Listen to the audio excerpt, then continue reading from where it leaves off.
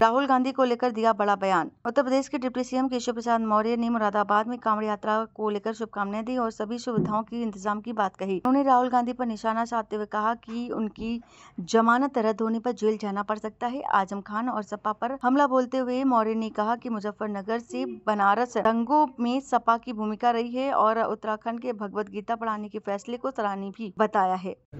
Sir, Kanwar यात्रा का समय चल रहा है। कांवड़ यात्रा चल रही है। जो कांवड़ यात्री हैं उन सबको शुभकामनाएं हैं। भगवान भोलेनाथ जी को जल चढ़ाने के लिए कठिन साधना करते हैं और इतनी बड़ी मात्रा में जल ले करके इतनी लंबी दूरी तय करते हैं। भगवान भोलेनाथ जी उनके सारे मनोरथ सिद्ध करें और कांवड़ यात्रा को लेकर के कोई असुविधा ना हो, इसके लिए प्रदेश के सभी 75 जिलों में जो भी जरूरी कदम हैं सुरक्षा के, व्यवस्था के, यातायात के, वो सब सरकार ने उठाए हैं और सभी स्थानों पे उपयुक्त व्यवस्थाएं की गई। सर, आपने अभी ट्वीट में कहा था कि राहुल गांधी जेल जाना चाहते हैं, तो क्या कब तक जाएंगे सर?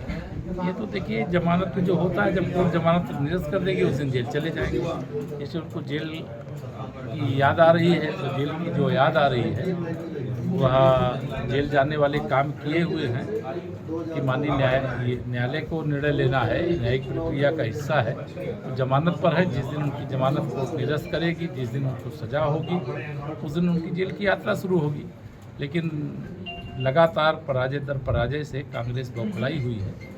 पूरा नॉर्थ ईस्ट इस समय भारतीय जनता पार्टी और हमारे गठबंधन के पास है और जिस प्रकार से हमारे आसाम के मुख्यमंत्री हेमंत बिस्व शर्मा जी के बारे में उन्होंने टिप्पणी की है, ये उनकी हताशा का परिचय है। सर, दूसरा सवाल ये है कि आजम खान साहब जो सत्ता में रहे अखिलेश के, उनका चाबुक चला, वो कौन सा चाबुक था और ना घर के रहे घाट के रहे? आपके ट्वीट में मुजफ्फरनगर से के दंगों से लेकर के अगर हम कहें कि बनारस तक के दंगे होते थे या प्रदेश में कहीं कुछ होता था तो उसके पीछे अगर कोई रहता था, जो मुस्लिम तुष्टीकरण की राजनीति होती थी, जो अन्याय किया जाता था, उसके सबके पीछे समाजवादी पार्टी की, चाहे श्री मुलायम सिंह यादव जी के नेतृत्व में सरकार रही हो, चाहे श्री अखिलेश यादव जी के नेतृत्व में रही हो, उन्होंने वहाँ सब कुछ किया जो नहीं करना चाहिए। लेकिन आज डाक के 3 पास।